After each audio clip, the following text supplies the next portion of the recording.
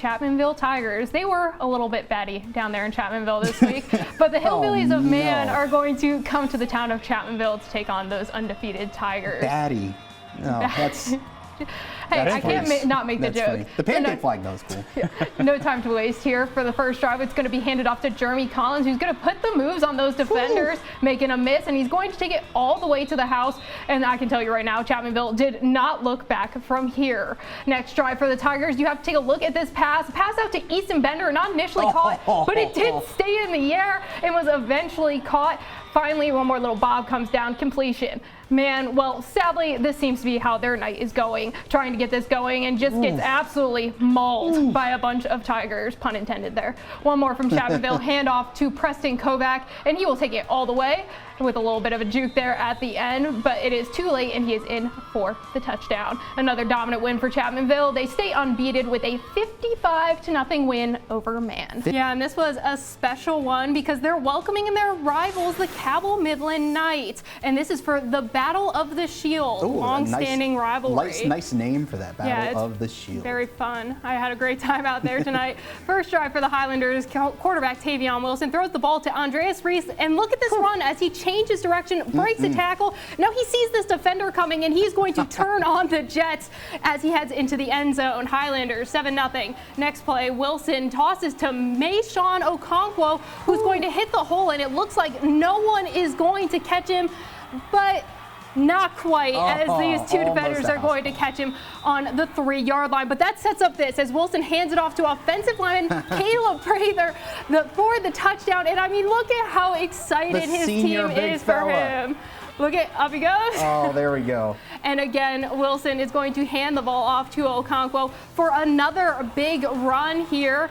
And I mean, absolutely nobody is going to catch him as he is tackled into the end zone. I guess that was a contradiction for myself there. But the Battle of the Shield remains with Huntington along with the MSAC Conference Championship as they win 42-0. Yes, the Belfry Pirates hope to advance against the Breathitt County Bobcats. Now, I thought this was really fun watching all of them have to scramble out of the way to not get run over by the team. It was a lot of fun.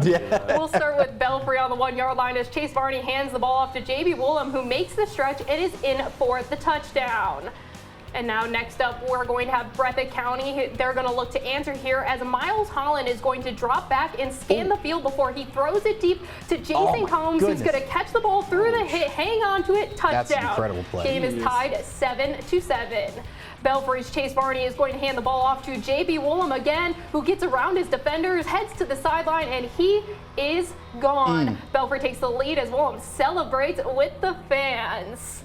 Now back to the Bobcats as Miles Holland drops back to scan the field, scrambles out of the pocket, looks downfield, and he is going to be intercepted by J.B. Woolham on both sides of the field, who's going to switch the field here, makes one man miss and another before he's going to be brought down. The Belfry Pirates are going to advance to the next round and take home the regional title with a 41-14 win over Breathitt County. I mean, the one thing that gave me some confidence in that TCU game was watching what it seemed like the offense kind of figuring it out in the latter half of the game. Obviously, it was a little bit too late to make that full comeback against TCU, but I mean, we're going to see Cabell Midland, the alumni. Curtis Jones, the running back. And I mean, as much as there was some doubts with Scotty Fox after the whole backyard brawl with the 2 interceptions, I mean, he just broke a program record with the most passing yards for a true freshman at WVU. That's a good record to have. It was 301 yards. I mean, it's impressive. The kid's got an arm. He's got the moves. We'll just see if he can bring it out again tomorrow against Houston. We will see that. I find it surprising that the school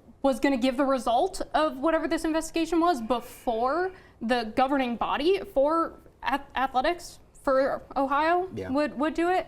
But I mean, I kind of said this earlier to both of you. It was very reminiscent of every situation going on with the WVSSAC last year. Yeah, with the playoff mess.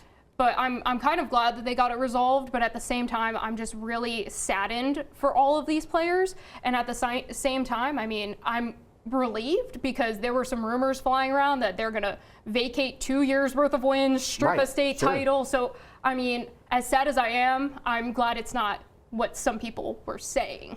I think you can also chalk some of that up to exhaustion when you have those constant turnovers. I mean, your defense isn't really getting your rest, and when you have those big explosive plays and you're running long distances, I mean, it just kind of adds on to it.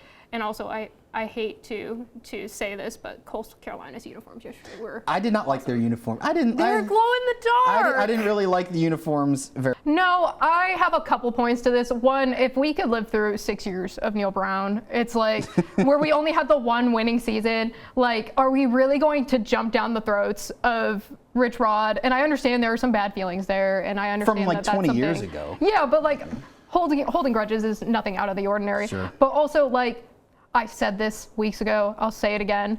It is totally fine if they lose every game for the rest of the season because they beat Pitt. Pittsburgh. And that's all Rich Rod, I think, really needed to do to get the fan base some support for him.